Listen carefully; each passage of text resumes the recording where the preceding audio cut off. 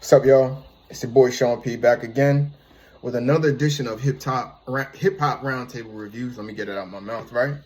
So, basically, the last month, we've been heavy on the topic of Nas and his legendary run as an overall rapper, his legendary career, and also his run with Hitboy.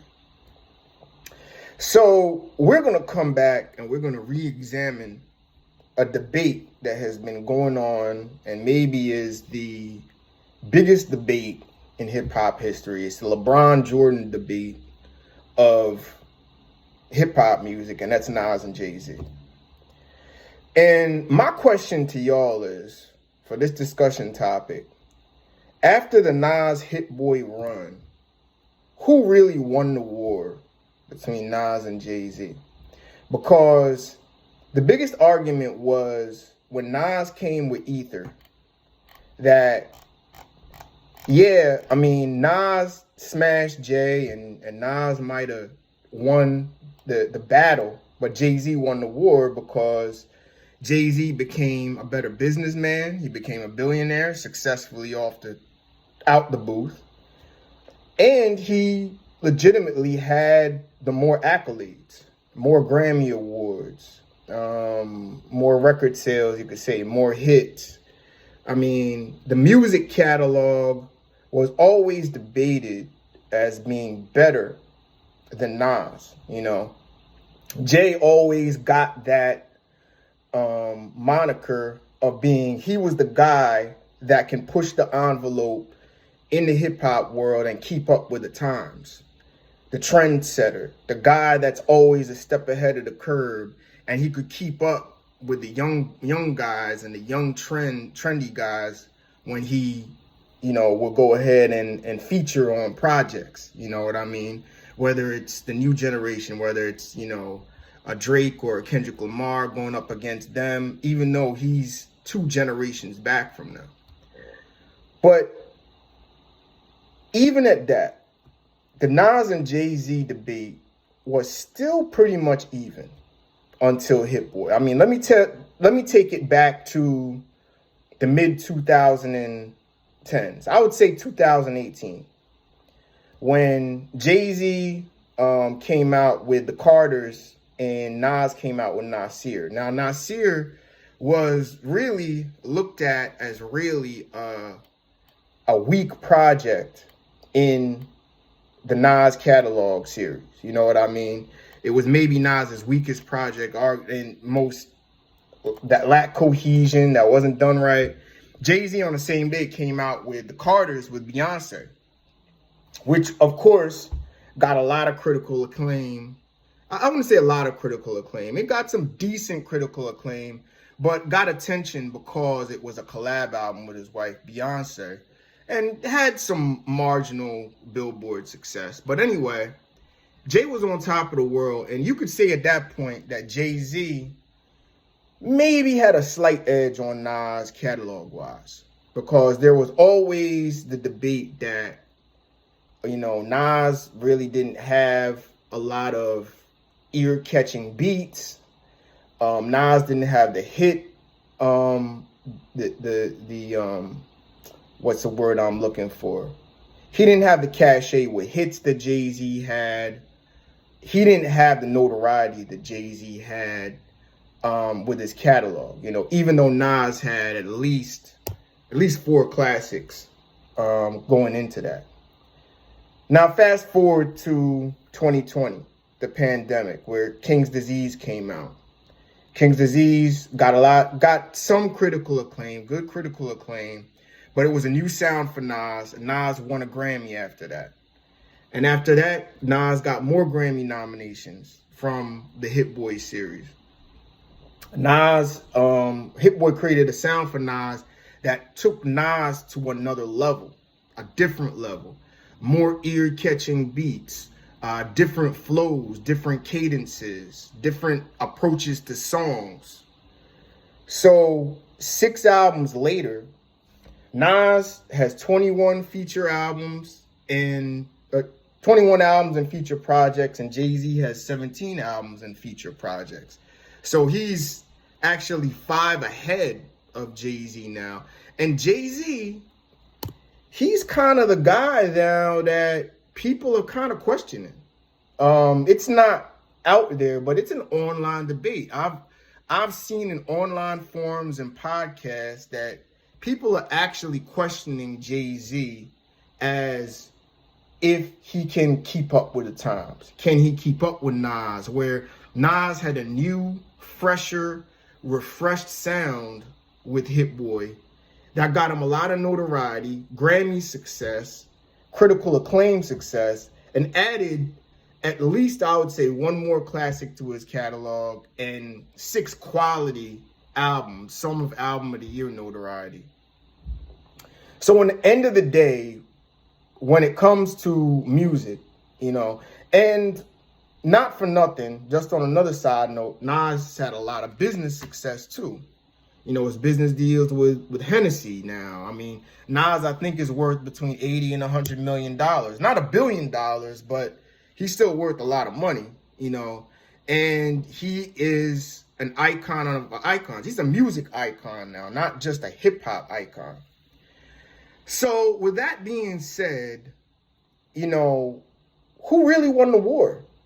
Who really, in the long run, won this marathon between these two? Because now Jay-Z is the guy that has to keep up with Nas. Nas is now the trendy guy that's, featuring with, people like, Little Nas X of all people and 21 Savage. Where is Jay-Z? And people are actually starting to question, if Jay-Z still got it, and it took this Nas run to really get Nas over the top. You know what I mean? So really, it's a thing. It's a fascinating debate. I look at it like,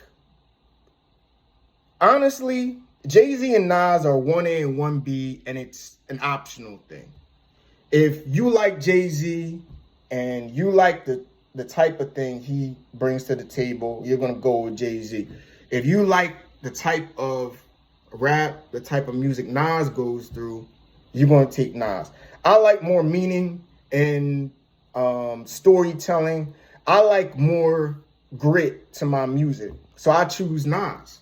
But I don't think it's wrong to choose Jay-Z. What I do feel is there is not one rapper that can come close to matching what those guys have done in hip-hop history. You could say Biggie and Tupac, but Biggie and Tupac, of course, their legacies got cut short. But I still think Biggie and Tupac are still legendary in that they're top 5 MCs. But I don't think anybody from the 2000s, I don't think anybody from the 2010s. I mean, I guess maybe Kendrick Lamar has a shot, but the way hip-hop is going now, I don't think that's going to happen. I think Jay-Z and Nas are easily the 2 greatest MCs of all time, 2 greatest rappers of all time, and really 2 greatest hip-hop artists of all time. I don't think anybody's going to touch them when it comes to what they do. Now, people will say Kanye and Drake, maybe, but they're not looked at the same way as Jay-Z and Nas. Let's just say that. Because they're different. They used a different way to get their notoriety. Even though they got some classics, even though they rap and all of that. But of course, they use the ghost writers, they use the ghost helpers, producers to make quality music, But they're different from Jay-Z and Nas. I say they're greats, but in their own right. I don't think Wayne can catch them because Wayne, for a decade, has been subpar. You know what I mean? Now, he's got the skills to come back, and maybe on Carter 6, he regains that energy. But I just think nobody will ever touch Jay-Z and Nas as far as a legacy of consistent music and catalog that that they both come with. Now, the catalogs are debatable, but I would say Nas right now has the edge, because out of this Hitboy run, you had 6 quality projects. I would say at least 3 are album of the year worthy. Maybe 4. You know what I mean? Definitely King's Disease 2, King's Disease 3, and Magic are the album of the years for that year. Like 2021, Nas had almost a perfect year. You know what I mean? King's Disease 2 and Magic. And I think King's Disease 3 is up there. But you could also say, not King's Disease 3, but I also think Magic 3 is up there.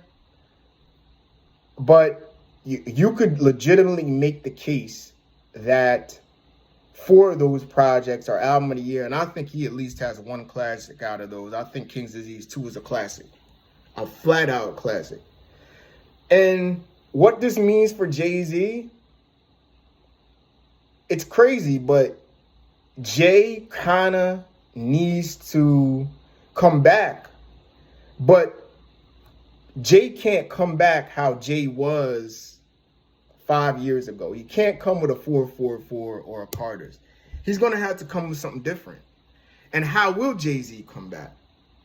Like, he can't be, 53 years old doing drill music. You know what I mean? He can't do that. He can't do Brooklyn drill. So I think Jay-Z, there's a little bit on him now, because there's talk out there. There are narratives out there.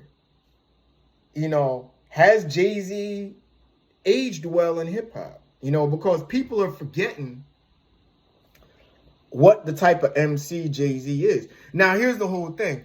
I think God Did was a reminder, was a reminder. And Jay-Z, Jay-Z went out of his way to extend that verse. Trust and believe, he heard the talk. That verse on God Did told me, you know what? Jay-Z's hearing what people are saying. He did that for a reason. Okay, and made that his song. He owned that song and owned that moment, which tells me Jay-Z is still hungry. And Jay-Z wants to come back and compete. The greatest MCs are the greatest competitors. So Nas, I think Nas got a little bit of a one-up right now on Jay. And it's interesting, Jay-Z kind of is the guy that needs to catch up now, because we've seen Jay with his business dealings and outside of hip hop, he supported Beyonce and all of that, but we haven't heard Jay on a feature project in a while now. You know what I mean? Since 2018-ish, since 2018. So Jay, it's interesting. Right now, Nas won the war. And people were so quick to crown, Jay-Z, he beat Nas with success and more consistent catalog and hits and all of that. Well, 6 Hitboy produced albums later, now what? What do you think? You know what I mean?